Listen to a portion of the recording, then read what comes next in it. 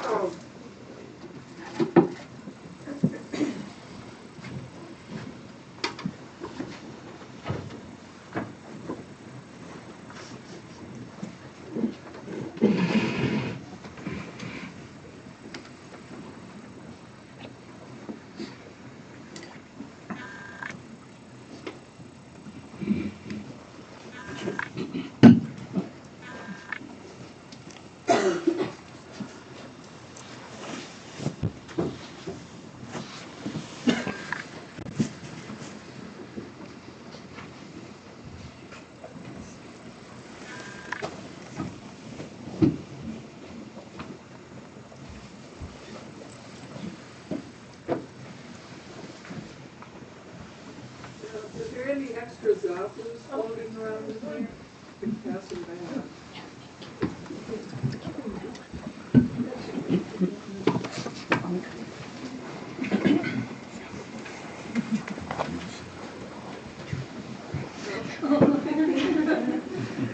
We have zappas.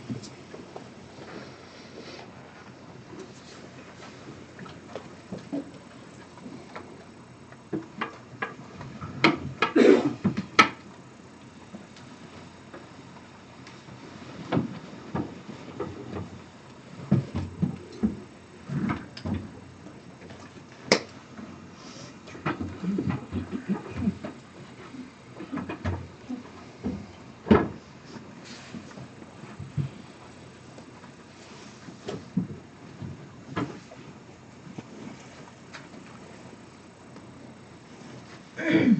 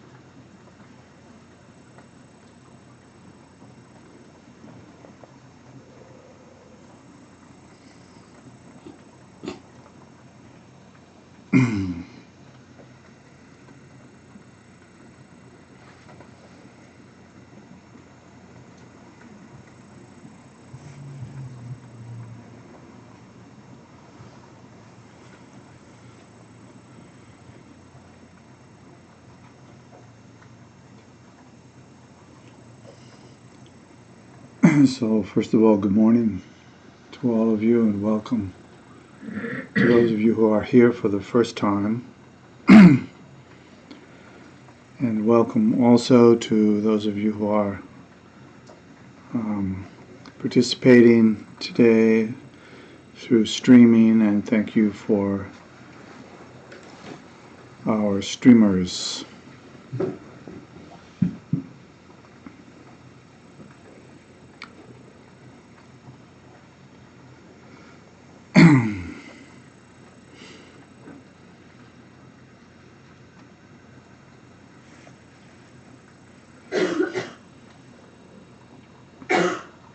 For those of you who are not aware, this is our first Sunday schedule, which means that we will have meditation this morning, and then a break, and some more meditation, and then a break.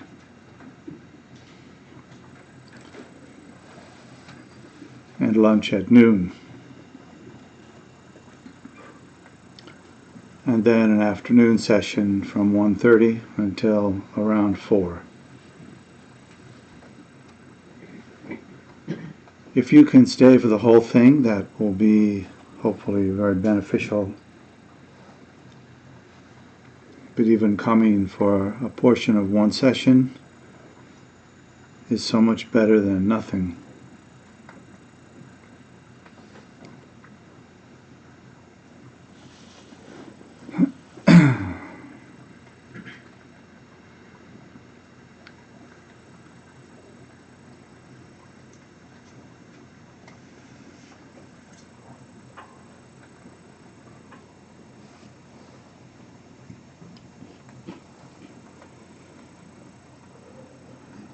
Today, this morning, in contemplating a theme for today,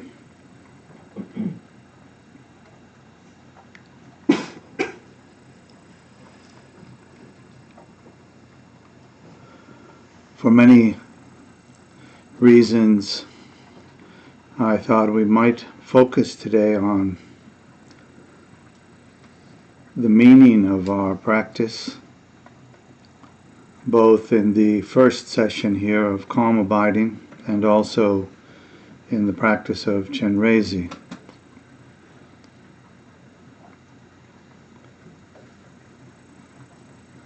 Perhaps we could call the theme accessibility, the ability to, the willingness to step into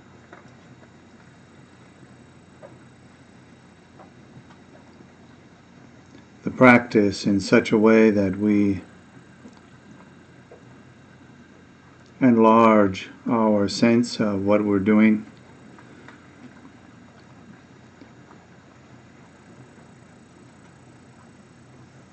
in a positive, perhaps almost unimaginably positive way.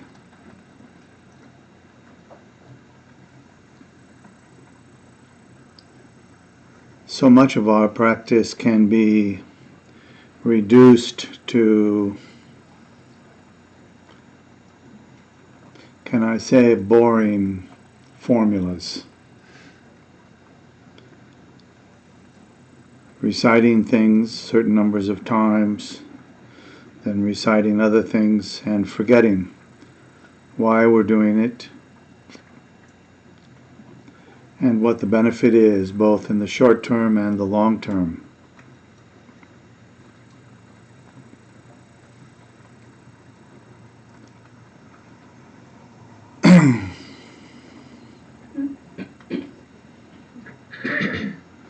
So, beginning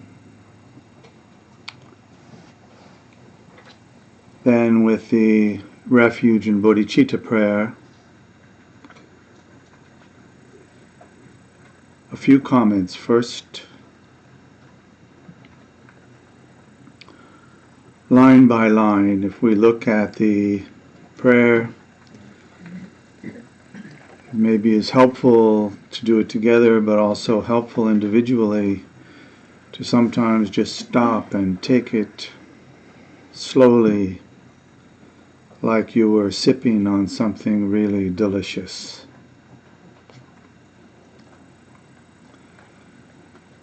The first phrase in the prayer says, "Until the summit of enlightenment is reached."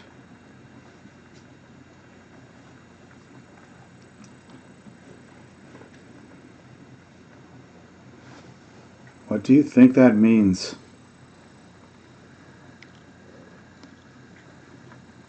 Perhaps we could think that since I don't actually have the experience of enlightenment, I therefore have no idea what this means. But we can have an idea of what it means by understanding very basic but profound underpinnings of the entire tradition. In the beginning, as the Buddha, having attained enlightenment, taught, the first thing is to understand the truth of suffering.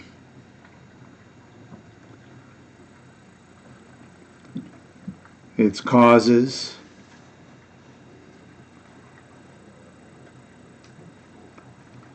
and its ultimate elimination.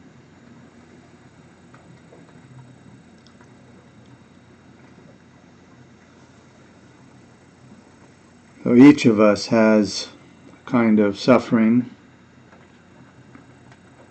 That's the nature of being a sentient being, is that we have a level of confusion which permeates all of our thoughts and all of our experiences.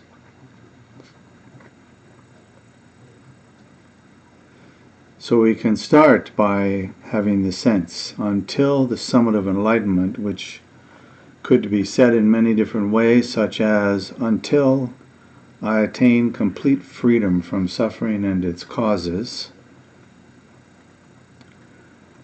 And we could dream up authentically at least a dozen other ways to say the same thing. Until that place of freedom of suffering is reached, then it continues. I and all beings go for refuge to the sources of true refuge. So rather than just reciting that and checking it off on the list of things that need to be recited,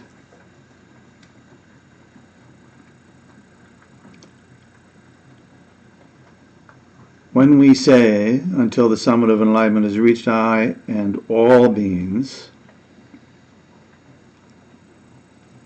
then we come to one of the strengths of the Vajrayana methods of our practice. We visualize. We visualize all sentient beings, starting with those we're very close to, those we have close connections with, perhaps our family, our close friends, our working compadres, people we could say we love, we care about. And now we're using those individuals, relatively few individuals, in order to allow our minds to reach out to all sentient beings as if we cared about all of them in the same way that we do about these very close ones. So we imagine all of these beings in front of us in uncountable numbers.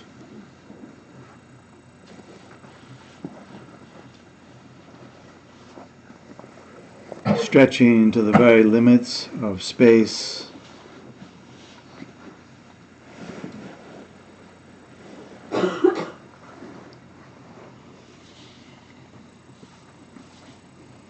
And our wish for them, as it says in the prayer, until the summit of enlightenment is reached, I and all beings go for refuge to the sources of true refuge. What are the sources of true refuge? Generally, in the tradition of Buddhism, we say that the cause of suffering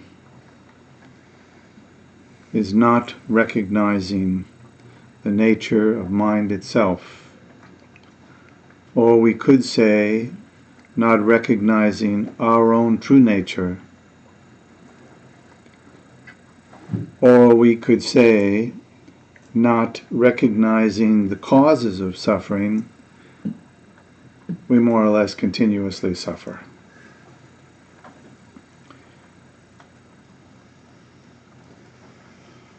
So when you're home reciting this prayer alone, take some time with it. The English is clear. The meaning is not particularly difficult, but yet profound. Our normal refuge is all of our material possessions, the objects of desire, our sense and attachment to ownership of all these material things, our position, if we are unfortunate enough to have one.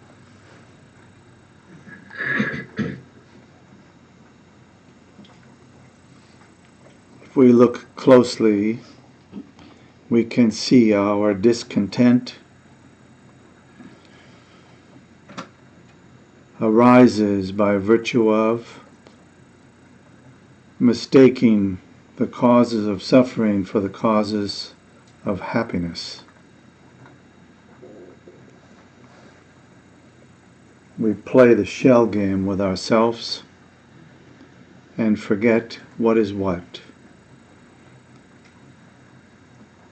For this reason, because it's actually not difficult to understand, just difficult to remember, we recite this prayer and pay attention to the meaning over and over, so that every day, every hour, we remind ourselves of what is actually important.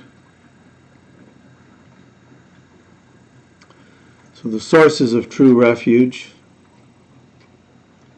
have both a mystical and a common, clear meaning. The clear meaning first is, the objects of refuge are not our usual refuge, which are all the objects of our desire, as well as our intention to avoid what we're afraid of. The objects of refuge must be something else. So one refuge is we are all fully endowed as human beings, as sentient beings, with the nature of mind itself. As the Buddha once said, there is no difference, he said, between myself and all other beings. We are equally endowed with the same awakened mind. The sole difference is that I understand that and see it, and you do not.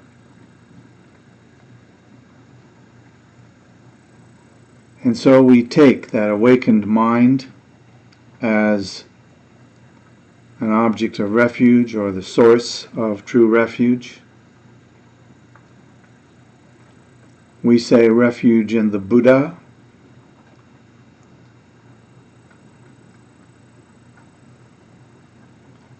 If that works, that's just fine. If going for refuge in another being is problematical, then just keep in mind that refuge in the Buddha means refuge in my own primordially pure awakened mind, which immediately tells you that's the work in front of me to recognize that awakened mind.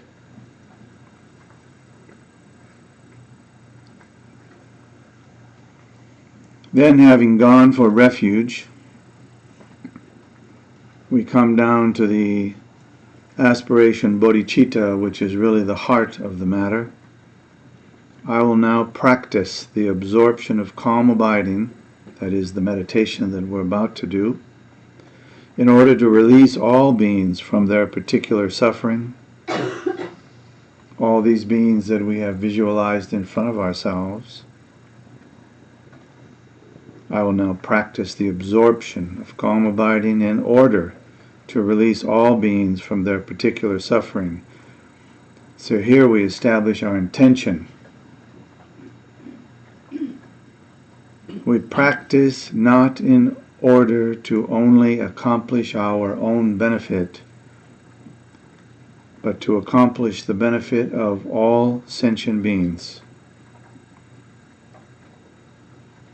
This is that aspiration of bodhicitta, is the very foundation of Mahayana Buddhism, as well as Vajrayana Buddhism.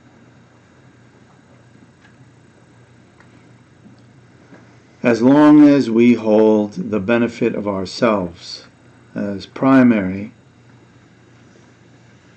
we cannot free ourselves from our own suffering.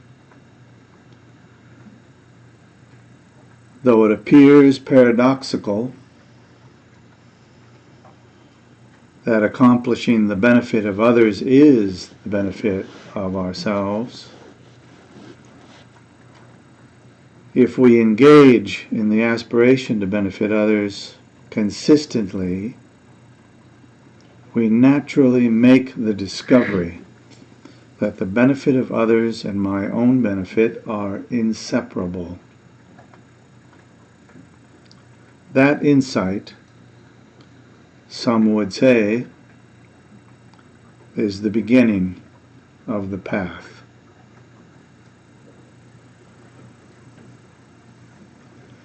So we say, I will now practice the absorption of calm abiding in order to release all beings from their particular suffering.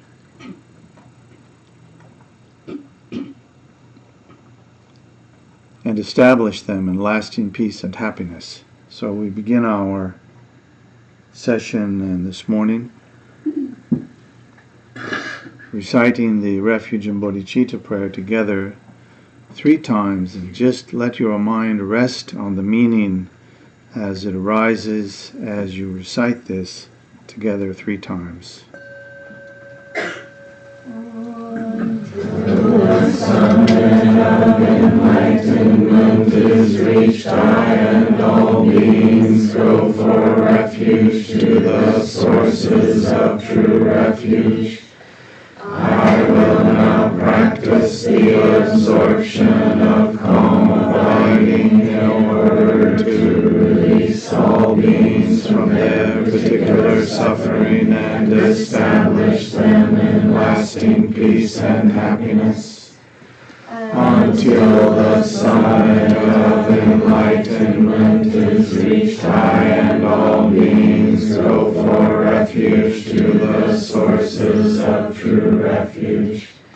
I will now practice the absorption of calm abiding in order to release all beings from their particular suffering and establish them in lasting peace and happiness.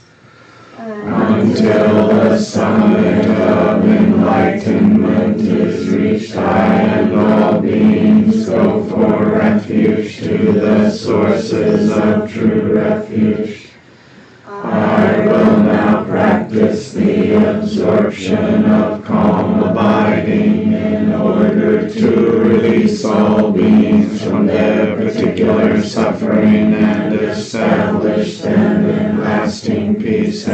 happiness.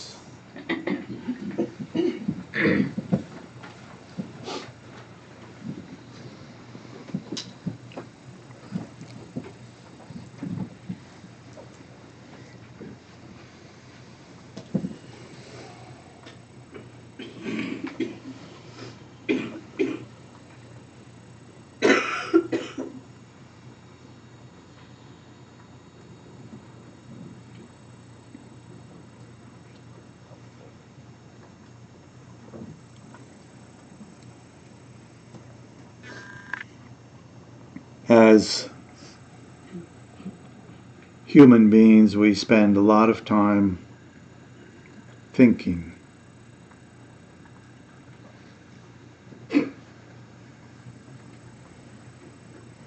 We spend some time thinking about what we should think about.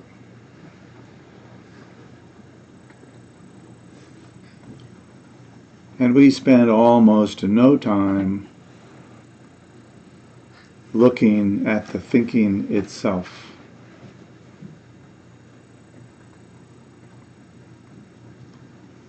We have a certain cultural sense that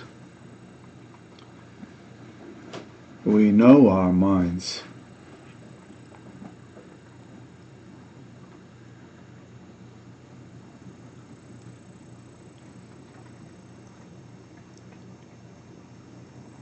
And one of the first things to discover of great importance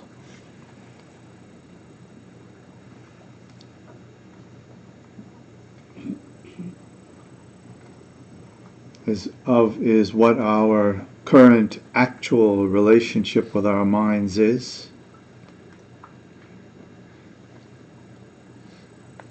and how little we see there.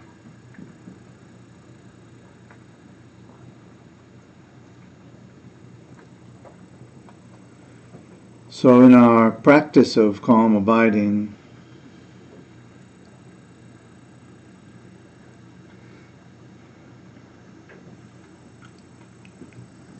no matter which of the many dozens or even hundreds of specific approaches to that practice we might take,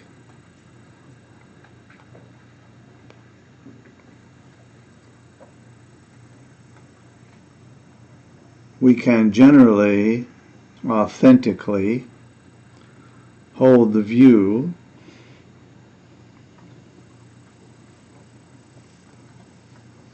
that all of our meditation practice is about doing something we already thought we did, which is to familiarize ourselves with our own minds.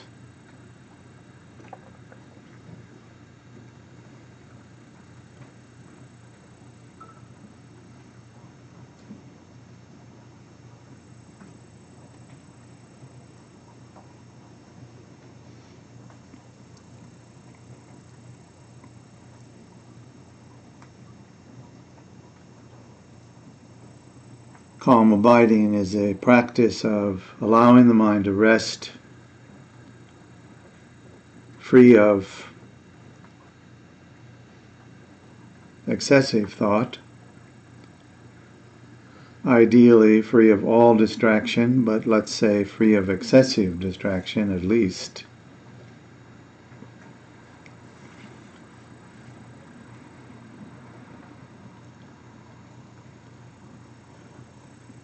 If you pan for gold,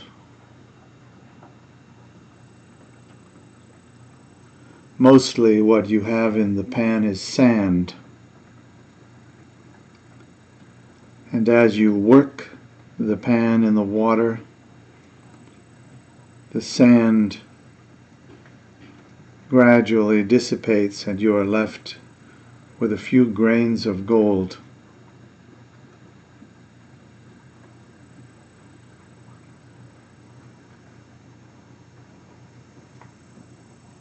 When we engage in the practice of calm abiding, we place our awareness on some object. It could be an external object, and it could be our own experience.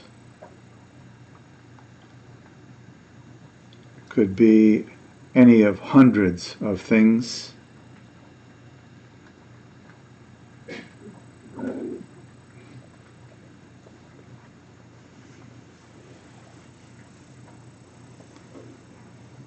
In the beginning, in order to establish a sense, a clear sense of what we're doing, it can be helpful to just place your awareness upon bodily sensations.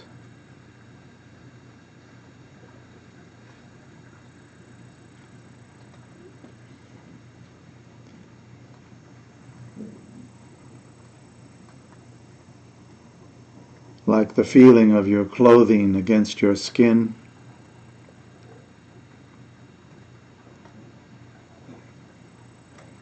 however you are sitting in a chair or on the floor,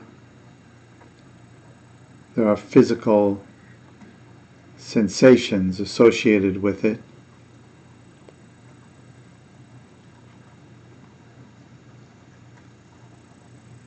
You can rest your awareness on those sensations.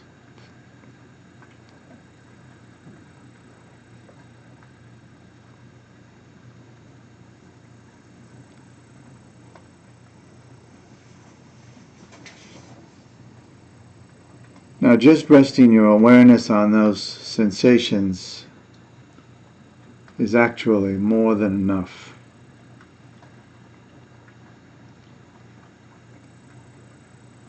But given what we have just recited, we could add one more thing. When you're distracted and you come to recognize that you're distracted, before bringing your awareness back to the meditation,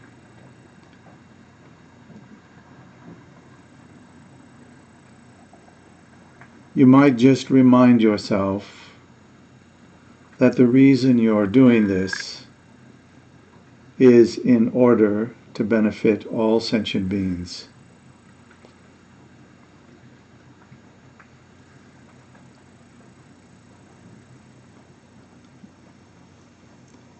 We are each one of those sentient beings. And therefore, the reason we're doing it is to benefit all sentient beings.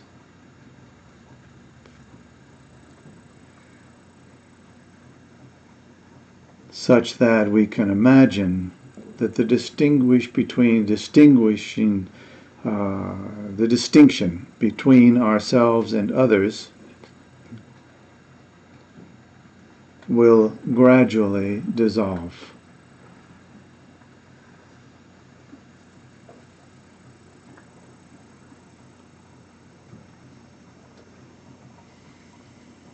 So let's begin the session of meditation then with placing your awareness upon your physical sensations.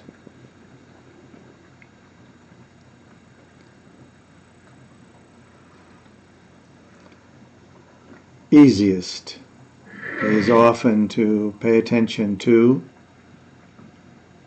sensations on the surface of the body.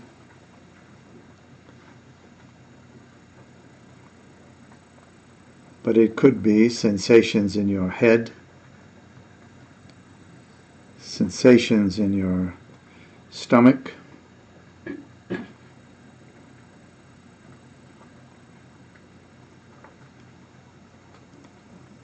and what's important is not all of that, but again, when you're distracted, remember the objective, the intention, which is so important.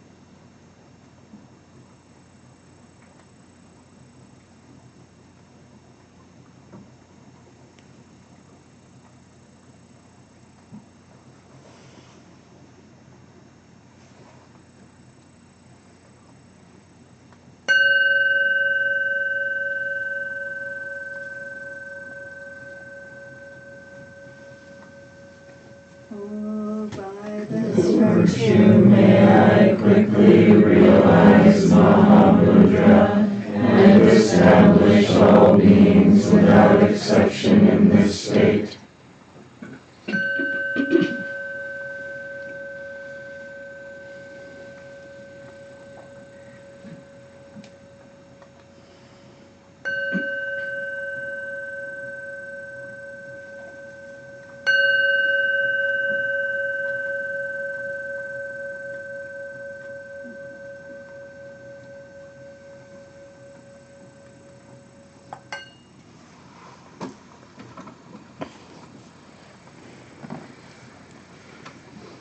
So we're going to take a break now. A couple of things. One is on our breaks, on our all-day sit, we observe silence, and there's 3 bathrooms here for those of you who are not aware of it. There's one upstairs across the hallway, and across the hallway downstairs there's another one, and in the back of the kitchen also. The one in the back of the kitchen does not have a lock on it, so if you knock on that door, that would be helpful. And we'll ring the bell in about 15 minutes to come back.